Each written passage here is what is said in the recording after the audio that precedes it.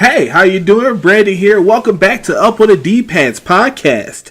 I'm here with Anime. What's going on? Yep. So it's been quite the busy week leading up to E3. So let's start with what's currently what have you currently been playing? Let's start with that.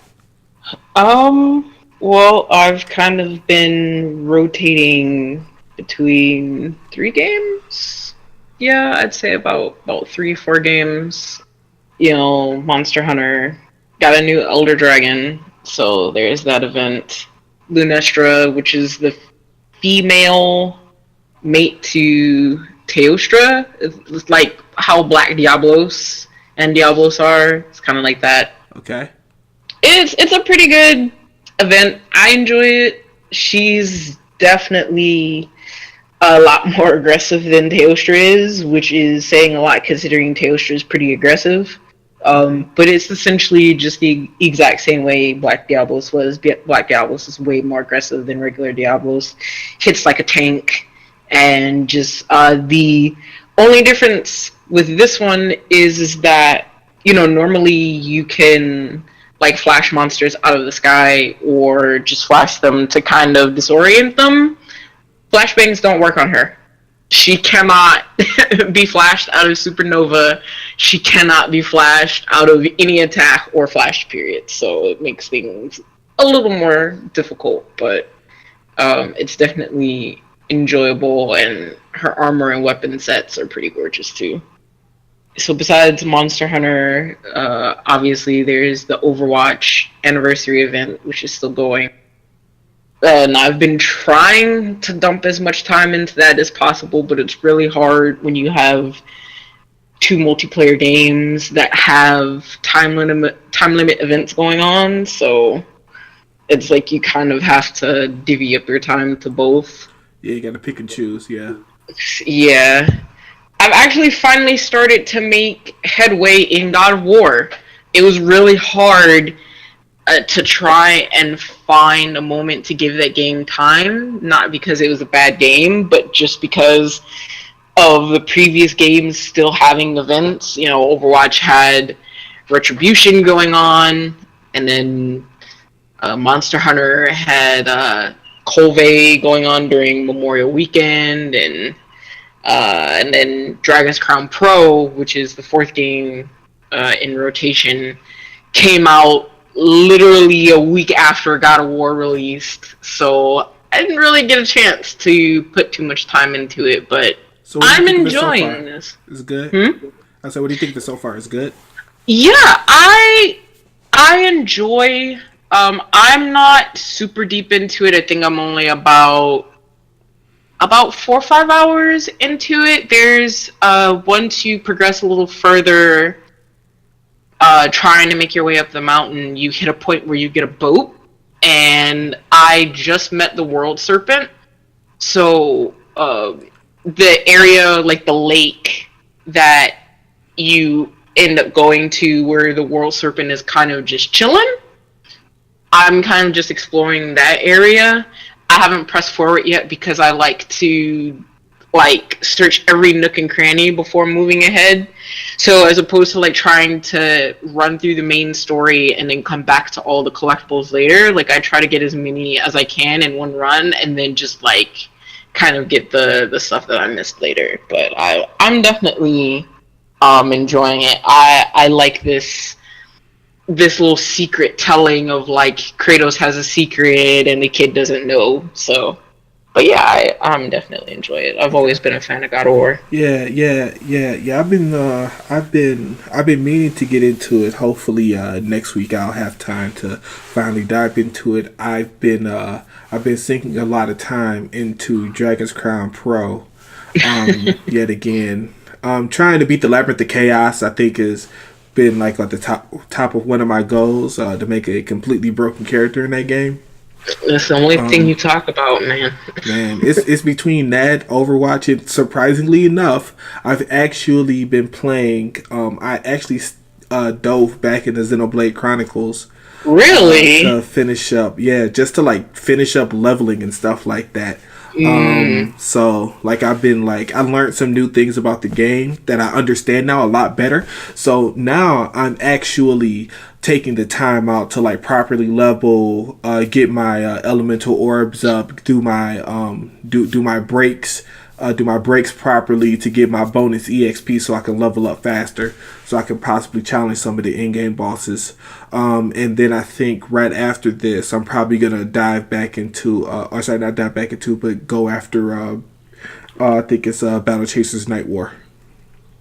So I've actually started putting some more time back into my Switch when I'm not home. yeah, With Crypt of the Necrodancer, it was a game that I had on Steam, and I greatly enjoyed it. It's a rhythm game.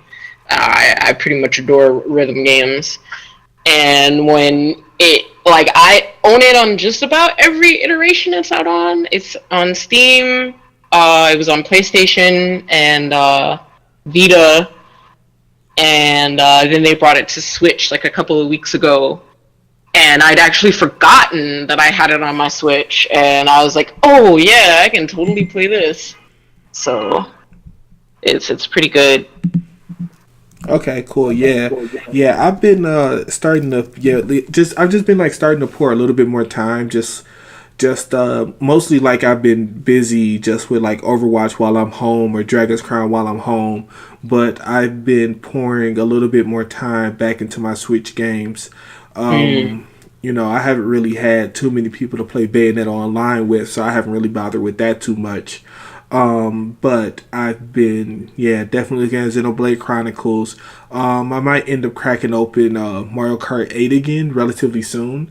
But I mean, for the most part, I think I'm just playing my Switch in anticipation to see what we're gonna do for Smash 5, and I'm trying to see if I want to get the Splatoon DLC.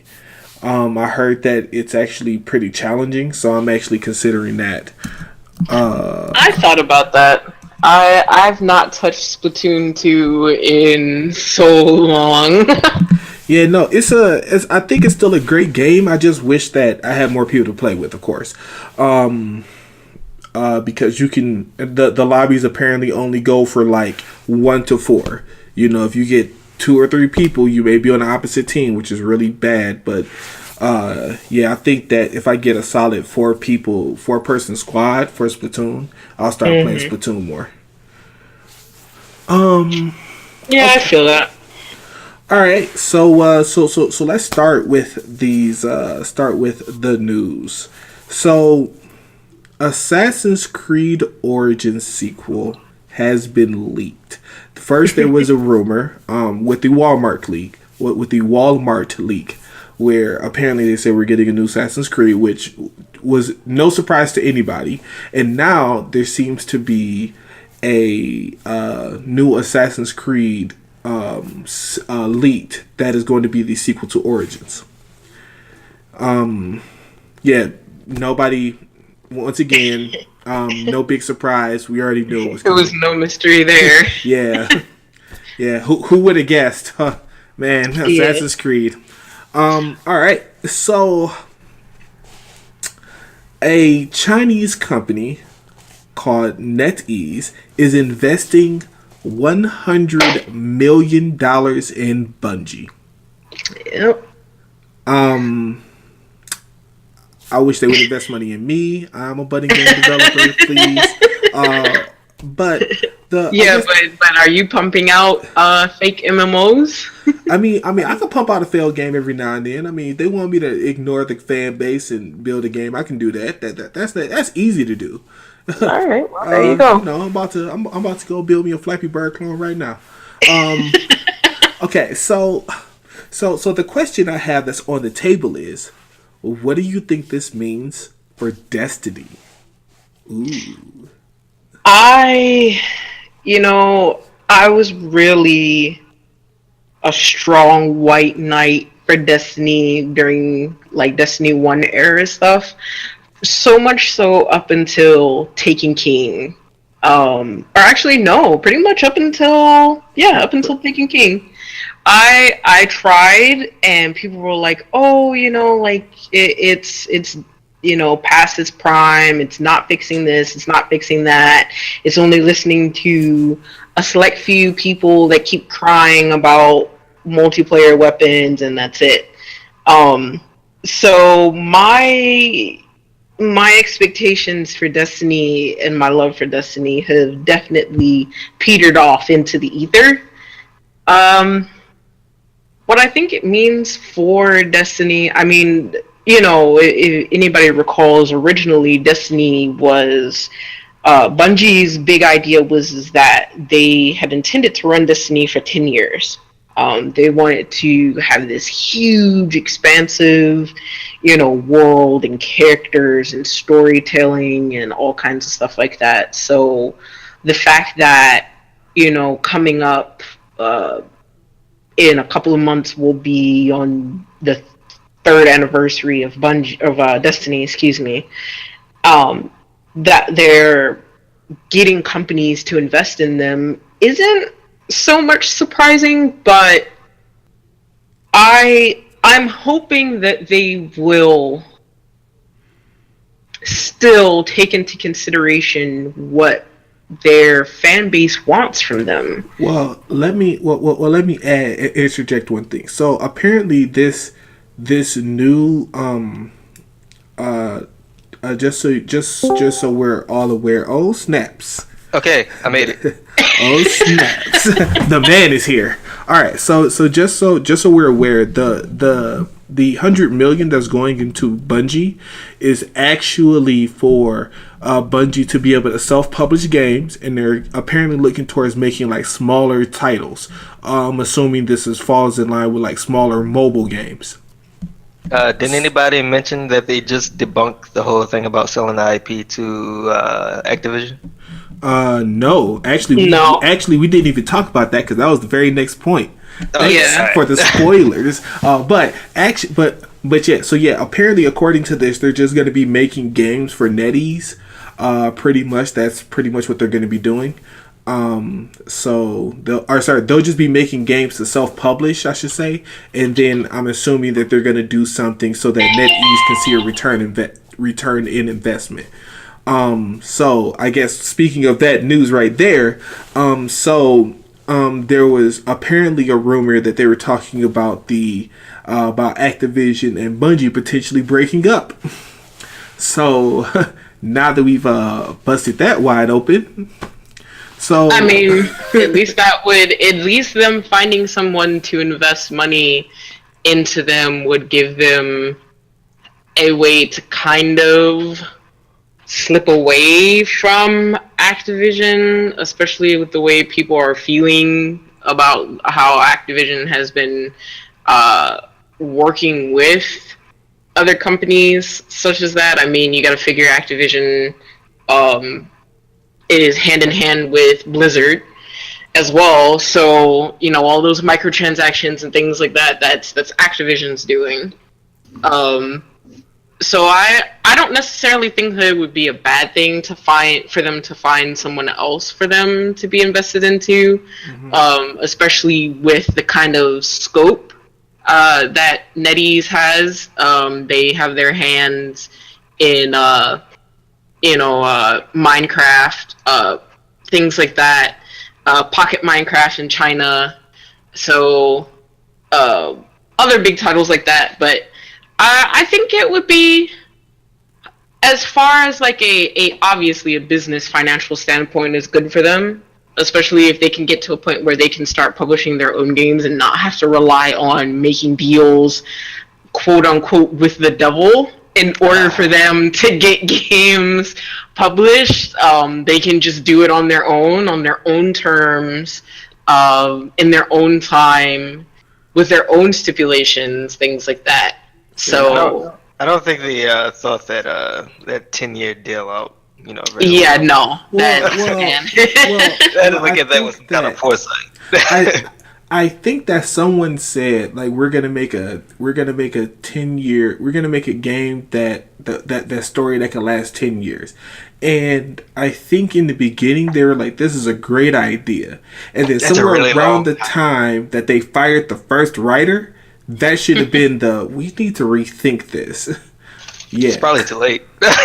Yeah, well, I mean, they had to. They actually had to renegotiate the deal because the deal was for them to give, like Destiny 2 was supposed to drop originally last year, but due to issues with development, I'm assuming it was the writing and everything, they had to push it back an original year, which means they had to revise the deal with Activision because if they, so rumored, but if they didn't put out a game, if they didn't put out like Destiny 2 last year the way they did then, they actually would have I think it was like stock shares in the company would have gone to Activision then, and that would have been the issue. Yeah.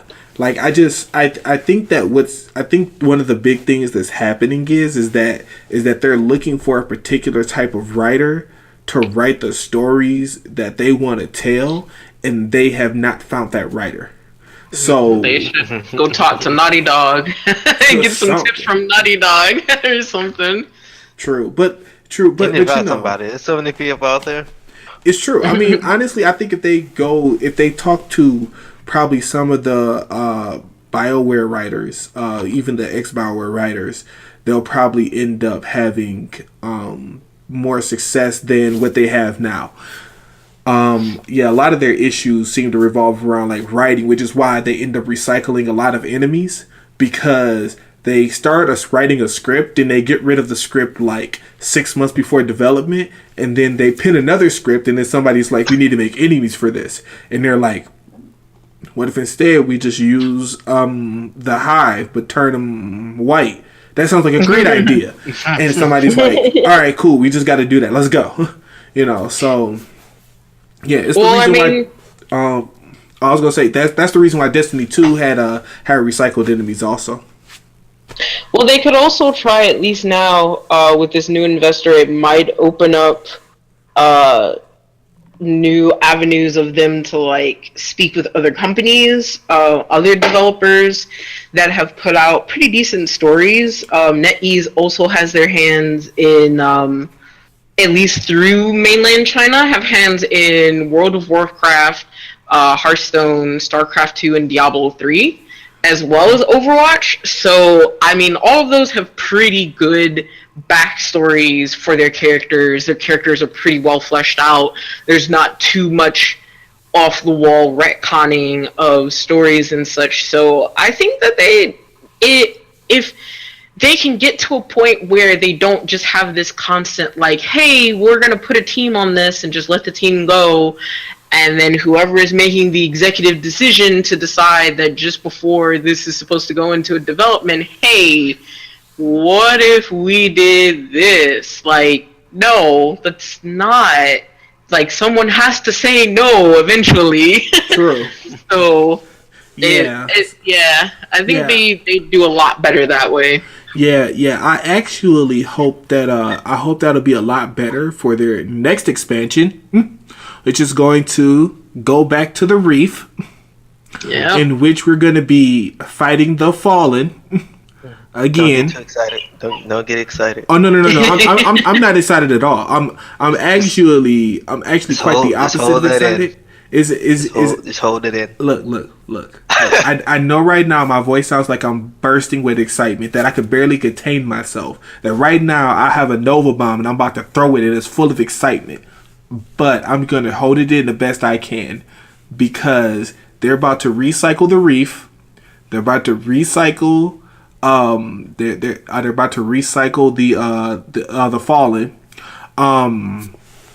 The cool thing I'll say that they're adding bow and arrows, which is cool, but ultimately I feel like not needed. Apparently they're going to turn the end game into a dedicated space. So instead of like the raid lair being what it was originally, the Leviathan ship, which was just a raid, and then there were raid lairs that happened on top of it, apparently now there's going to be raid lair, and it's going to be like more like a space where in-game activities occur. And apparently they're changing how they're going to add random rolls back to weapons, and they're making it so that you can equip weapons to any slot. I'm just wondering if the shotguns will be regular weapons. They are. Yeah. You'll be able to equip shotguns in all slots. Yep, that was stupid. I mean, a shotgun as a heavy weapon. I mean, okay, I get the premise behind it, because it was, if there's a weapon that can one-shot somebody, they want it all in the same slot. But, and Destiny 1 had a shotgun problem. That's also the other thing. Like, there was no counterplay to shotguns in that game. Primarily because you had a teleport also. Like, you could teleport shotgun, which is a great combination. Also, how do you beat it? So yeah, I'm not excited for it per se, because once again, I feel like a good lot of Destiny had in-game problems. Like, this has pretty much been the issue with all their Destiny 2 as of thus far. Like, most people will complain, they'll say like, oh, I don't have the power of fantasy, I'm not able to kill things. I'm just like, the grind to the in-game was boring. Like, I max level, and then I reach the soft cap, and then I just gotta grind out or hop in this hamster wheel for the next 3 weeks to get to finally get to a proper level where I could do a raid. Where instead it was like the raid in the original Vault of Glass was just interesting by itself and just had cool things hidden throughout it. It just had like little mechanics that, like, if you like learned it, you were like, oh, this is amazing, and I can learn this and stuff like that. That doesn't exist in Destiny 2. And that's something that I hope they change in the next raid lair and even in the next end game. And it's just whoever the person is behind like the level progression system. As much as I hate to say this, they need to redo some things. Like, it's just I am far beyond like stepping in the hamster wheel. Like, I don't mind like coming back and shooting things every once in a while, but it should never feel like I have to grind. And I know some people need that direction, which is cool. They can like receive that direction, but I think the whole like, hey, legendaries don't drop above a certain light level or something like that, I think all that's retarded. That I couldn't imagine that happening in like most MMOs. I couldn't imagine like me playing like a game like, let's say like Borderlands or something like that, and then they say like the cap is the soft cap is 50, and in order for you to reach level 72 you have to do this activity every week. I'm good. But I hope Destiny, I hope they turn it around for the expansion. I'll be watching it. Hopefully they do something to actually impress me, to make me actually want to get it. Hopefully, maybe. But if not, there are other games. Speaking of Fallout 76. You sound super excited. Day went by? Pre-order? Very. I mean, it's the most that I remember reading, and just overall lore of Fallout was that Vault 76 was supposed to be one of the first vaults that opened right after the Fallout. So it was before like all Vault 101 and everything else opened up, which I think was like Fallout 3 was like several hundred years later, I want to say. Like Vault 76 opened, I want to say, which was like the first 20 or 30 years after the Fallout. Mm-hmm. So, I don't know how much more desolate things could be. If anything, it would be way harder. You got to figure like there would still be tons of like it would be like walking into Chernobyl still, like just tons of radiation everywhere. Very little to, if any, food, water. I mean, it'd be interesting to see like what's established in Fallout 3, Fallout 4, like caps being a means of currency, Nuka-Cola, all kinds of stuff like that. So I think that's the only excitement I have for that game. It's still really too early to even know what's going on. Yeah, I just want to know how it plays, and Bethesda, starting pre-orders on something they haven't even said anything about is. I mean, that's almost as smart as buying an expansion pass for Destiny 2. Oh, did I say that out loud? My feelings are hurt. Okay, all right. I feel targeted. Thank you. I feel like more has to come out before you can definitely decide to pre-order it. Next. Yeah, later on. E3. E3's next week. So we are hopefully going to see some announcements or gameplay, and hopefully it won't look like Fallout 3 or 4. The only thing I'm looking forward to from Bethesda is Rage 2, unexpectedly, and hopefully we see a Doom 2. Hopefully. Yeah, that would be interesting. We probably won't get anything Elder Scrolls. Bethesda is dumping way too much money into Elder Scrolls Online, so they really need to find another engine before they start another Elder Scrolls game. Agreed. Yes. I enjoy the engine for Skyrim. Actually, that engine is so dated. Agreed. And I think isn't it the same engine from Oblivion? Probably a modded version. I don't believe so. I don't believe so. Because I remember everyone that was like, "Oh man, that was super hardcore into Oblivion, got Skyrim." Was like, "I can't stand Skyrim." Like, what? I mean, it's probably a modded engine, knowing Bethesda, because most of their games all run on the same engine. Like Fallout 4 is running on the same engine that Fallout 3 is running on, and Fallout 3 is like generations ago. Listen, if it ain't broke, don't fix it. No, it's Skyrim and Fallout 4 is using the same engine. Yeah. Oh, they are? Okay, cool. Yeah. It was developed in 2011. But shit, that's still like... Oh my god. Jesus. If it ain't broke, don't it is broke. it. And that's how we got Call of Duty. It's not. It's not the engine that's broke. You do realize that this is Bethesda we're talking about here. If you're going to point, there's no denying the brokenness. But if you're going to give blame, point the blame in the right direction. Okay. Clearly, somebody's defending their dragons. Okay, yep. Understood. Yes, I will defend Skyrim to the end. So speaking of defending, the creators of PUBG are suing. Are suing Fortnite and thereby Epic Games for copyright infringement. Speaking of engines, I hope they do the same to them as they did to that other company that developed the game Too Human. Quantic Dream? No, not Quantic Dream. It's some other company. Silicon Knights. Oh yeah, I forgot. Silicon Knights sued Epic, talking about they sabotaged the engine or something like that. And like, oh, you want to do that? Counter sue, and put the motherfuckers out of business.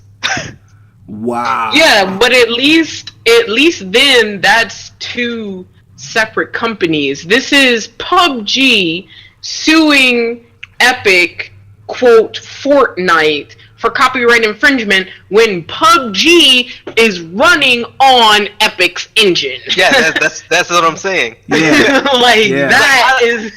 How do you sue the distributor of your own engine? Shooting yourself in copyright the infringement. Foot. Yeah. Copyright infringement. Yeah. Yeah, that's hard.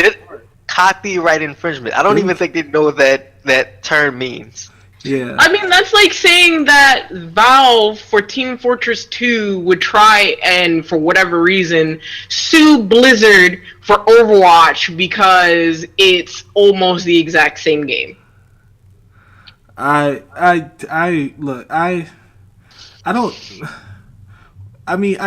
even put out a copyright for the whole battle royale thing. How are they going to do that? How's that going to work? But I mean, so apparently they're trying to sue them for intellectual property, but I don't understand okay, all right. I get that your player numbers are going down, and that's partially because you need to offer some more stuff than the same map. No, it's Xbox largely version. in part because PUBG doesn't fucking work.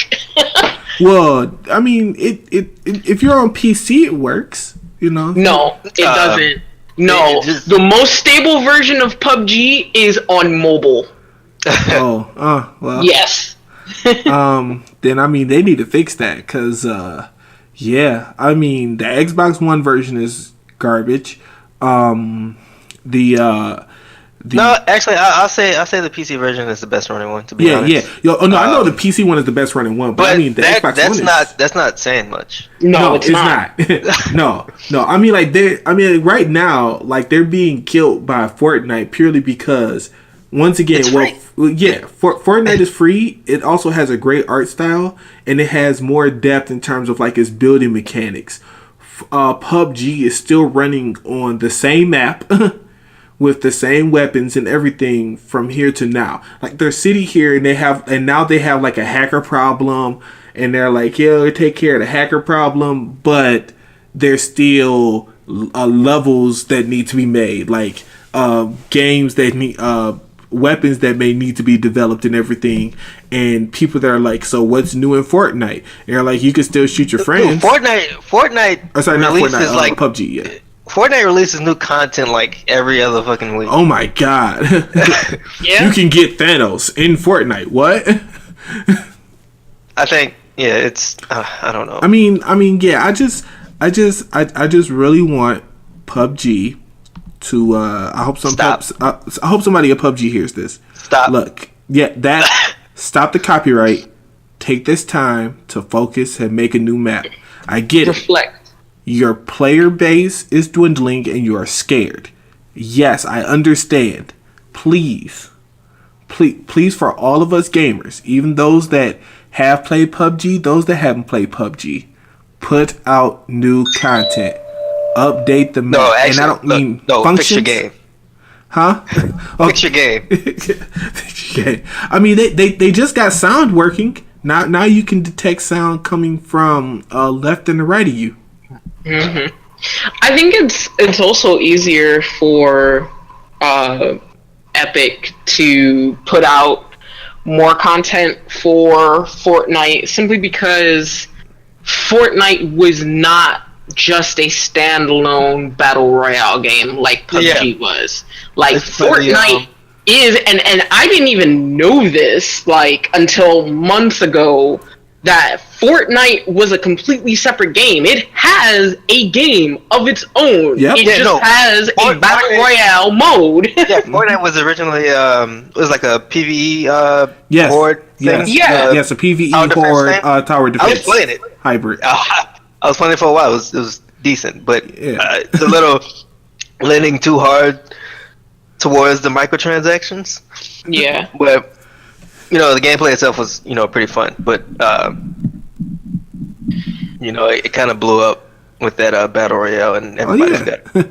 Oh yeah. I guess that's also two sides of the same coin, because you figure probably it's easier for Epic to put out more content just because it already has a base game and it's just adding to it. But then by the same token, you'd figure that PUBG would be able to have better content for this one particular thing that's all you're doing. You're not doing anything else. So what is it that you're focusing on that you can't put out? Well, you have to take for this game. Well, you have to take a look at it like this. Like I think it's Blue Whale. I think Blue Whale's the people that make PUBG. I think they Blue Whale or Blue Hole or something like that. No, it's Blue Hole. Yeah. Thank you, Blue Hole. Thank you for the correction. Blue Hole. So they are pretty sure they made PUBG, with Player Unknown, and they were like, yeah, we're just gonna make a game. Ha ha, this is cool. And then their game blew up, and then they were like, what do we do? I didn't even think Epic expected the Battle Royale thing to blow up like it did. Nope. I don't think anybody did. Like, it literally caught everybody by surprise. Like PUBG came out and everybody's like, wait, what? And literally, like, they're just sitting over here, Twitch is just eating them up, Pac-Man style, and and next thing you know, PUBG is, or sorry, not PUBG, but next thing you know, Fortnite is like, hey, we have a battle royale mode. We're just gonna try it out because their base game, while it may have been good, was not popping. It was getting destroyed. Like, and they were like, well, we'll try to battle royale, and bam, there you go. So, yeah, no, I don't think anybody knew the battle royale genre was gonna blow up the way it did, but it did, which is funny because there were games before it that like tried it, but Players Unknown's Battlegrounds the one that did it and blew up for it. So, I mean, there were still some even prior to it that were still pretty successful. I mean, you got to figure Battle Royale is just another way of saying King of the Hill. Yeah, and there were plenty of games that had that mode. So. But like, there was I'm going to butcher this, H1Z1. There were games like those that came out before PUBG that have a following but aren't nearly as big as PUBG. And they're all on the same principle, are kind of very similar in terms of gameplay and everything, or at least game objective. And so when you instead take into account like, hey, PlayerUnknown Battleground blew up, I don't think anybody was really ready for it. Like, there have been game modes before it just like it, but it's something about PUBG and this I guess you'll say seemingly indie developer that blew up, development studio that blew up and was like, oh, we got to hit on this.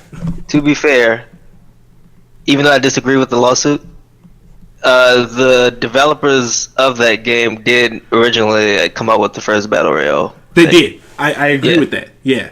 I mean, like, in terms of like the Battle Royale, like the gameplay type itself, PUBG is the first one, but there are others with like seemingly similar. Like, if they tweak two things, it wasn't even PUBG. Yeah, it was a mod for DayZ, I think. Yeah, that's what. Thank you. Yes. Okay. Yeah, because that was PlayerUnknown's thing. Okay. So Monster Hunter, hold your applause, is launching Arch-Tempered Monsters with gamma sets with remixed abilities. I haven't really played like Monster Hunter, to be honest. I didn't even expect this, but I haven't played Monster Hunter Worlds in a while. It kind of just fell off my radar. I don't know why, but I don't know. This one felt like it had a lack of content compared to the other ones. Yeah, I want to say. I don't really think so. Like, not even comparing like way back to like. No, not that far back. Era, not that far but back. like since four for you and Generations. Yeah. The number of monsters, honestly, starting out wasn't too bad, and yeah, I feel like okay, they slowed down just a tad, but you got to figure that there's still a ton of stuff missing in Monster Hunter World that all the others had, and slowly but surely, I'd rather them take their time to get this right and push it out as soon as they're like, okay, we think this will be good, we can let this go, we'll let this go, as opposed to like rushing it and it's no, I get that. I get that. This is still Capcom we're talking about here, so yeah, I agree with you on that. It's just I think instead of having like the story mode and the guild hall quests like kind of combined, they should have separated that like they had the other ones. I can see that. And the timed events, I don't like that. To where they just take them out when the time is up or something. The daily weekly quests and stuff. I get that's nice, but like putting in monsters and rotating them out after a bit, that's I don't like that. Because I work a lot, and most of the time I miss those events, and it kind of dissuades me from playing. Yeah, but it's not like the events take the monsters away forever. Like they do it. Like look at Colve, the golden monster that they added over Memorial, or excuse me, well before Memorial Weekend.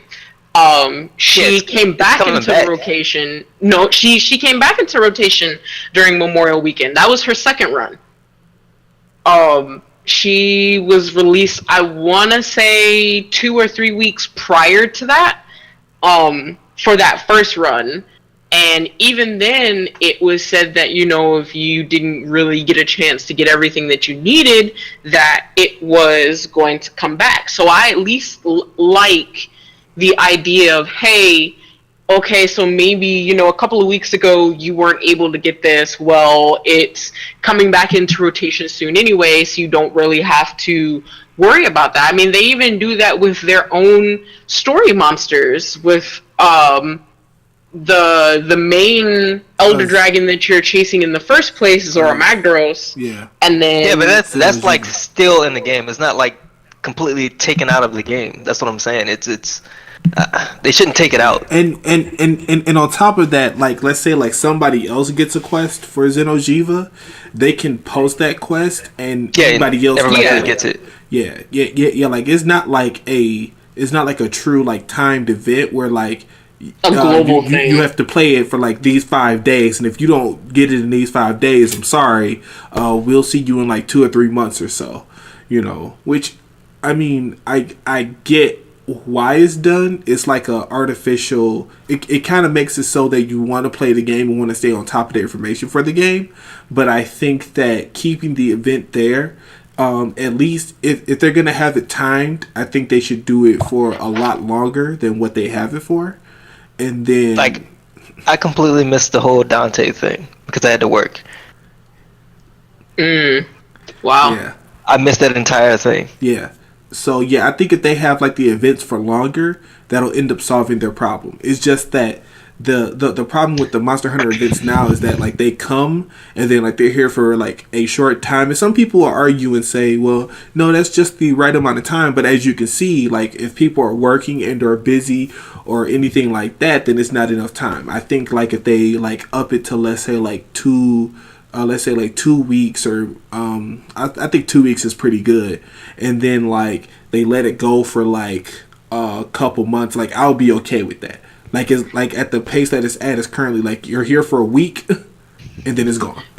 But see, you say that, and in all honesty and actuality, a lot of those events do run for 2 weeks, if not longer than that. Like they don't just run for a week or so and like that's it. Like I want to say what were the, like, remember what was the Azure Star one, which was Japan only event? You couldn't get, like, unless you knew somebody that had a Japanese account or clear on the other side of the globe and was playing and was like, hey, I have this quest up, you can join. But like we didn't get access to that, and that ran from launch of the game until literally almost like, I want to say 2-3 weeks after the game initially released, and then they finally rotated it out of Japanese servers. And they did the exact same thing with the Street Fighter stuff with Ryu. Ryu ran for 2 weeks until they got rid of that. And then they swapped it out for, the Sakura stuff or whatever else came next after that. So it's not like they're getting really short runs in this. It just sucks that the timing that people manage to even get to them, they're not really, like, getting a handle on. Yeah, my thing is, like, the events they had in, like, Monster Hunter 4 and Generations, they had the events and they stayed in permanently. And I don't know what made them like just swap them out like this, though. It's something I don't agree with. Yeah, I can understand that. Yeah, I mean, I think I do agree that like if the events were there for like, even if it was like longer or indefinite, it would make a lot more sense. But I think that the rotating out in content is me personally. I think it's a cheap way to inflate to make it seem like your game has more content than it actually does. And Monster Hunter has a lot of content that I don't think they need to do. Me personally, I don't think they need to do rotations. Like Monster Hunter, it's in and of itself is a very dense game. I just know that like they want to get one. I know that they have it so that they can get information to see like what events players like, so they can like gear their events towards those kinds of players, which is a-okay. I think that it would be a lot easier to see like you put out an event and then you get data specifically on that event itself. And then maybe like if people aren't playing it for a while, like maybe like they don't play it for like 2 or 3 months, then you rotate it out for something else. And that would be a better way to manage content versus what we have now, which is like if you want Dante, you have to be on at this time to this time, and you have to get it for this time to this time. And I mean, like I was kind of with it even with the Horizon Zero Dawn stuff, because I have the Watcher and I have the Aloy costume and everything, you know. But I think that if they had it where it was like, hey, if you have, once again, you had like Horizon Zero Dawn, and they were like, hey, you can get this, you can play this event for like the next like couple of months or so, I'd have been like, okay, that's cool, you know, even though the event was really short in it of itself, you know. Yeah. I mean, but once they release the PC version, all will be forgiven. Well, that depends. Remember, the PC version got pushed back. Oh no, it's gonna be later this year. They pushed it back to like what is that, fall? Supposedly, originally it was supposed to be slated for the summer. October. They said the summer at first, and they pushed it back. Gotcha. It's like, oh yeah, fall. So also, Lunastra is a new monster that has arrived in Monster Hunter. I heard she's a problem. She's something, all right. Yeah. Anime was just talking about it earlier, saying you can't flash flashbang or anything like that. So, yep, there goes the flashbang strats. Mm-hmm. Well, they fixed that anyway. Like in general, one of the more recent updates was that they changed the way that you could flashbang monsters. So it went from unlimited to 4 on tempered monsters. So you only get 4 flashes if you're up against a tempered monster, after which flashbangs are useless. They don't work anymore. As opposed to Lunastra, which in general, whether she's tempered or not, they don't work, period. She is not fazed by them whatsoever. I think I thought flashes didn't work. Well, no. No, I'm thinking of traps. Yeah, no, traps don't work on elder dragons. Yeah. But you could one of the original strats for when it was just Teostra. Yeah, for Teostra, especially in Wildspire Waste, just because the ceiling in that area is so high, when he gets ready to leave, you could flash him and keep him there stunned in a constant loop in order to kill him instead of having to fight him underneath. Which still works if you're not fighting a tempered version of him.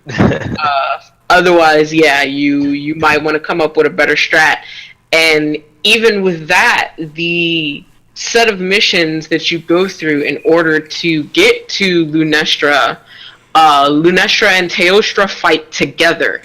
Not in the sense of, hey, I'm gonna go hunt Black Diablos or regular Diablos, and oh, by the way, the other is going to spawn and just fuck up my day. No, like, they fight together in tandem. They will both spawn at the same time, and they will come and wreck your shit and they do a bonded supernova that cannot be flashbang. Yeah, it's literally almost the entire screen. It is massive. And it sucks because you can't flashbang them during that either. Fun times. Yeah, fun times. It's great. And like during that particular fight, if one of them is low, the other will come to try and fuck up your day. Normally, like if a monster takes too much damage or you hit them with a dung bomb, they'll leave. If one hits critical, the other will show up to come and fight you. So it's pretty hilarious. Like it's hilarious in the sense of watching it happen, but it's not hilarious in the sense of getting your ass kicked. But yeah, most of her missions and like any of the actual quests to fight against her aren't bad. Like they're pretty decent. They're engaging. It definitely makes you have to think because you can't fight her the typical way that you would most other Elder Dragons. And there's even one mission where she is by herself. Teostra is not there. But for the first time ever in a mission, another Elder Dragon will spawn. So... yeah, there's a mission where it's just her solo, and Kushala will spawn and come and fuck up your day. And let me tell you, they make some pretty bad fire tornadoes. It is disgusting. Wow. Yeah. Wow. Yeah. Okay. All right. That sounds destructive. It is, but it's so cool the way that the monsters interact with each other and like are working together, but they're not. And that's what I really love about Monster Hunter World. Like you didn't see any of that in the previous Monster Hunters. Nah. Nah. So not either. yeah. Okay. All right. So, Hitman 2 is alive. That I saw that post. I kind of, cheesed up inside. But I have there's one negative. Okay. It's Warner Brothers. Yeah. Why is that a negative? Oh. They were also the same company that put out Hitman Definitive Edition. So. Wait, Hitman Definitive Edition? Yeah, Hitman Definitive. It came out. It was all of the episodes. Warner Brothers published that too. No, Warner Brothers have done some dumb shit with other series. I don't trust them. I don't think it'd be that bad. I don't trust them. They have to. I have enough faith in Warner Brothers to not goof that up. Man, I remember when I had faith in game developers too. Man, I remember I had faith in Bungie, and then they put out Destiny. And I remember when I had faith in Platinum, then they canceled Scalebound. No, Platinum didn't cancel it. That was Microsoft's fault. I'm sorry. Don't you dare besmirch Platinum like that. Okay. I'm sorry. I'll use a good example. Man, I had faith in Platinum, and they put out Anarchy Reigns. Man. Anarchy Reigns was not bad. Online? Again, that is not their fault. And this is not a secret from Platinum. You already know Platinum games online are not that great. But part of Anarchy Reigns was online. A large part of Anarchy Reigns was online. So if you can't play the online portion of the game, it is mostly online. You better get the grinding in the story. Get out. We're done here. I'm not worried about Warner Brothers. They put out all of the Batmans, Batman Arkham Asylum, City, Arkham Knight. Only Arkham Knight was the only questionable one because Arkham City and Arkham Asylum were masterpieces. Rocksteady developed the three good ones. Arkham Origins, yeah, was developed by somebody else. I can't remember who, but yeah, yeah, that is part of our problem. They also had Batman of Mordor. Shadow of Gotham. Shadow of Mordor. All the butchering, all the shade. Woof. All right. Yeah. You remember how you remember them loot boxes that they finally shut off? Wait, what? Off of Shadow of War. Yep. I don't remember loot boxes being in that. You don't? Wait, you mean like microtransaction loot boxes? Yes. No way. No way. Shadow of War was written with loot boxes. Yes. Like to the point where you press the start button. Oh no, that's Shadow of War. I haven't played Shadow of War yet. I've only played Shadow of Mordor. That's why I was like, I don't remember there being loot boxes in Shadow of Mordor. I was about to say. Yeah. And even still, I don't buy into fucking microtransactions. I don't do that shit. Yeah. Okay. You don't. However, they put them in the game. Okay, so Destiny put them in the game too. That doesn't mean that I'm forced to buy them. But also, we've agreed that Destiny's bad. We've agreed Bungie's bad. We don't give passes. We don't give selective passes. Like I just have like a natural distrust for Warner Brothers. Okay. All right. Fair enough. Yeah. I mean, I don't know. I feel like Warner Brothers has given me more pro than cons, as opposed to Bungie, which has just been giving me nothing but cons. I mean, Bungie, for all intents and purposes, they made Halo and Oni. Like, I can't argue with any of those. And then they came with Destiny and dropped the ball for the past decade. So, yeah, that's me as a PC gamer having a natural distrust for Warner Brothers. Yeah. Oh, I'm so sorry. You're right. I am so sorry for you. Yeah, that was Arkham Origins, wasn't it? No, it was a lot of their games. Oh, whoops. Origins ran fine for me. Which was the one? Was that Arkham Knight was like? Arkham Knight is the one where you had to drive the Batmobile. Yes, Arkham Knight was like missing effects on PC that the other console versions had. Yeah, it ran like hot garbage. Yeah, like 30 frames. Yep. Yeah. After you said PC, I was like, oh, you're right. Yeah. No. Yep. That is a great reason. Yeah. I'm so sorry for y'all. They definitely did the PC community bad. They fucked up with Mortal Kombat. They fucked up with Injustice. Yeah. Even Injustice. but those are also both fighters. No. This is all Warner Brothers. This is Warner Brothers. Yeah, yes, I'm aware it's the Warner Brothers issue. You're comparing like story games to their fighting genres. I'm comparing their PC releases. Yeah. Oh well. Yeah. No. Their PC releases have been pretty bad. Every single time that I see like Warner Brothers has released this game on PC, like it's usually like tons of bugs, glitches, and stuff like that. Kind of like how like. Because Arkham Knight was nothing but a really bad port to PC from console, and they couldn't even get that right. Yeah, it was so bad that they had to take it off the store twice. Take it out of the Steam store. Yep. Yeah. So no, your distrust in Warner Brothers is warranted. I can definitely see that.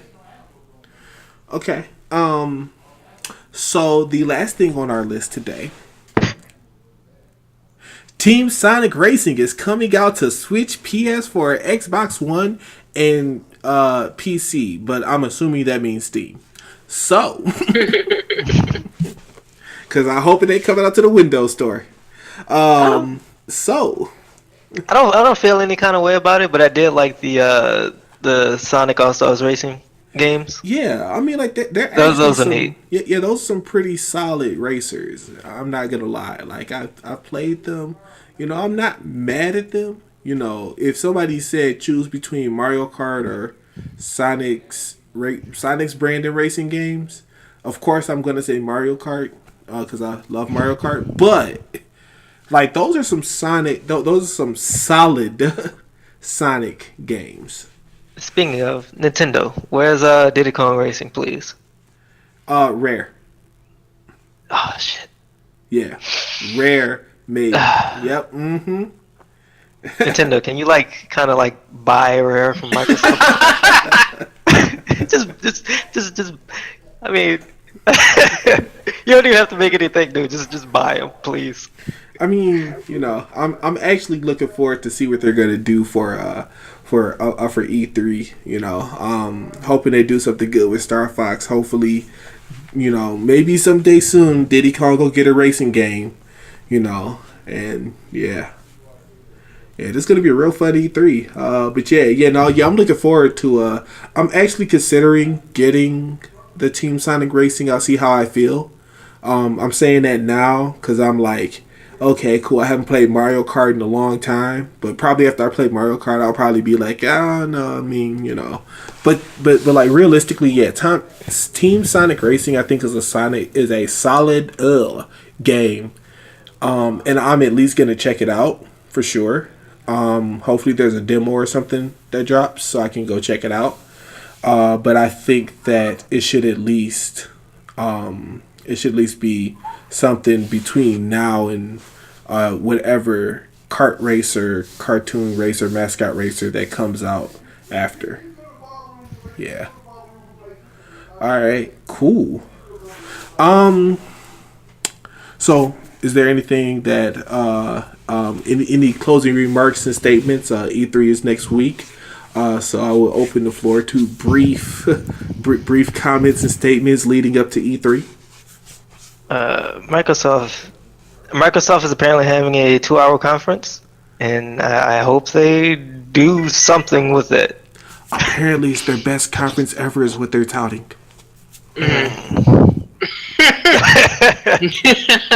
Oh, okay, gotcha. Everybody's on the same page with that one. I mean, we'll see. I generally try not to. Oh man, I want to say since 2006, 9 maybe. I haven't been super. I'm like, okay, I'm just gonna be really excited about E3. So I try to keep my expectations extremely low and then just go from there. So we'll see. That's usually the way to go. Okay. Apparently, I think Capcom they just trademarked what is that? Devil May Cry? Yeah, they trademarked. Was it 5? Yeah. Okay. I mean, that's also not a secret, but I think they just overall trademarked. That's kind of the same thing with Nintendo trademarking. Nintendo 64. Oh no, they didn't trademark it. They registered the domain. Ah, gotcha. Oh. Okay, that's different. Yeah. Oh well. I mean, if they do it right, then this is good. If they say they're dropping, if they say they're dropping DMC this year, and if Bayonetta drops this year, I don't know what I'm gonna do. Somebody else gonna have to run this podcast. I'm just gonna be in a game-induced coma somewhere. On a side note, I did find Power Stone today. Duh. Yeah, I saw that. Power Stone is a really good. I think I gotta get another Power Stone. Either that or I already have one. I gotta go check my collection. But yeah, Power Stone is a great game. I personally like Power Stone 2 better. Okay, weird. I like Power Stone 2 better for the multiplayer aspect, but for the single player aspect, I like, or the 1v1 aspect, I like the original Power Stone better. Ryoma was the best. Like, hands down. Ryoma for best Power Stone character. Ryoma in the next Capcom versus fighting game because Infinite is dead. Yeah. But okay, all right, cool. So yeah, we will draw this as the conclusion to this podcast. Thank you for watching. Thank you for listening. Also, if you are listening to this on any one of our registered services, if you would like to see or hear more of our podcasts, hit the subscribe button. We'll be dropping these bi-weekly. And when E3 hits, I'm probably going to open up the Twitch page to talk about E3. Yeah. Excitement. So yeah, stay tuned. And thank you for listening. Up on the D-pad. We out.